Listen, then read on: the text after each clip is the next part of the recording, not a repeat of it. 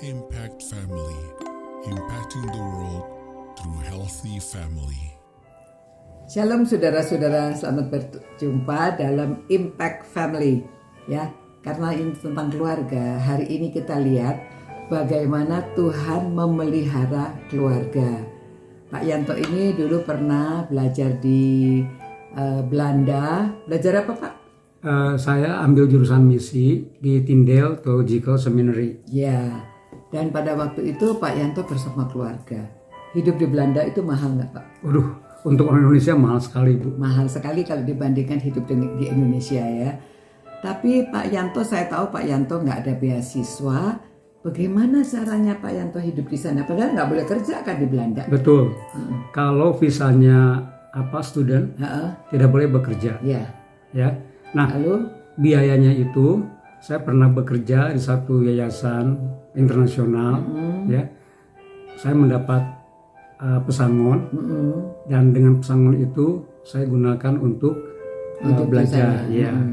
Dan memang mesti hemat ya Pak ya. Hemat sekali Bu ya. Apalagi bayar asuransi kesehatan. Saya tidak bisa membayar di Indonesia, tapi di sana harus. Ya. Nah, selain itu juga Tuhan pelihara dengan cara yang lain. Ya, saya bekerja jadi loper koran. Oh, boleh. Karena itu ya? Nah, kalau itu sih boleh Bu. Oh. Itu kan pekerjaan anak-anak SMP, antar SD SMP.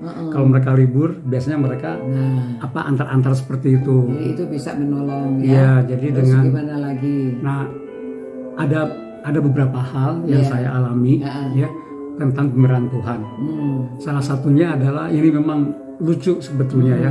Saya malu menyampaikan ini, tetapi ini adalah salah satu pemeliharaan Tuhan yang saya lihat ya. Ya, kejadian kenyataan ini ya, ini kan kesaksian. Iya, betul. Bagaimana Ya, Tuhan jadi memelihara. Satu saat saya pergi ke toko Indonesia untuk membeli makanan Indonesia ya. Karena makanan Indonesia cukup murah dibandingkan dengan yang lain. Ya, akhirnya saya dan minimal super mie katanya. Ya, super mie. Itu mie instan itu menjadi makanan sehari-hari saya selama saya di sana ya. Terus lalu waktu saya ke toko Indonesia itu, saya merasa bahwa Tuhan yang nyuruh, Bu. Jadi dalam hati ada suara, nanti kamu pulang kuliah ke toko Indonesia untuk membeli. Ada dorongan. Nah, gitu itu. ya. Saya pergi dan waktu saya pulang di jalan di jalur sepeda itu dekat halte bis, naik sepeda saya lihat ada uang 110 gulden. Jadi berserak begitu. Banyak tuh. Banyak Bu, itu banyak. Padahal ada orang lain nggak di sana? Itu banyak, ada beberapa orang yang sedang menunggu bis, ya. Tapi anehnya mereka nggak lihat. Itu dekat sekali dengan halte bis, ya. Nah, terus saya berdiri sejenak, kaget ya, deg-degan juga. Dalam hati saya bilang, Tuhan yang suruh loh. Saya ke toko Indonesia dan saya menemukan uang. Jadi ini milik saya bilang dalam hati. Pendek cerita saya ambil. Dan besoknya ketika saya ke kampus, di dalam kelompok doa saya dengan beberapa teman, ya, saya sampaikan kepada mereka. Saya bawa uangnya. Ini uang, saya menemukan uang ya di halte bis.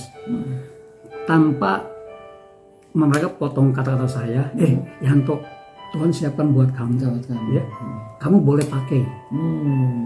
Tapi kalau kamu menemukan dompet, pasti kamu akan ke polisi kan, betul saya bilang. Ya.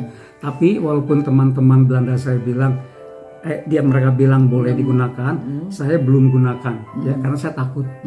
Tapi memang akhirnya saya pakai juga, bukan karena saya perlu. Ya.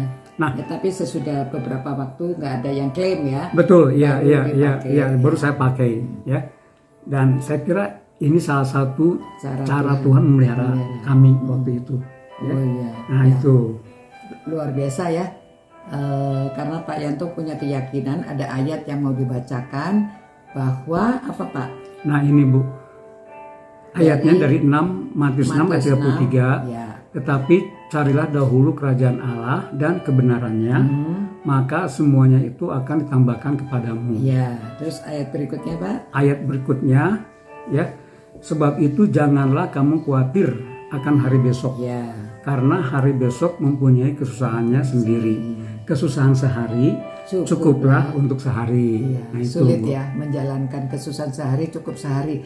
Padahal kebutuhan terus menerus dan waduh sulit memang hidup ya, siswa saya sendiri juga pernah mengalami.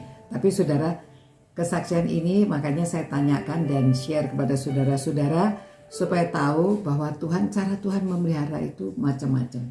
Dan Pak Yanto banyak kesaksiannya, tapi karena waktunya terbatas saya hanya minta satu aja ya, mungkin lain kali kita bisa tanya lagi macam-macam kesaksian yang dialami ya. Mari kita berdoa. Pak Yanto doakan orang-orang yang ikut merenungkan. Ya, Tuhan terima kasih, biarlah kesaksian saya ini boleh memberkati, menguatkan Bapak Ibu Saudara yang menyaksikan acara ini, Impact Family. Tuhan berkati supaya setiap apa yang kami lakukan, kami mengutamakan Tuhan dan kerajaan-Mu. Dalam nama Tuhan Yesus kami berdoa dan bersyukur. Amin. Amin. Ya, puji Tuhan saudara-saudara, sampai berjumpa pula. Ciao. Impact Family, impacting the world through healthy family.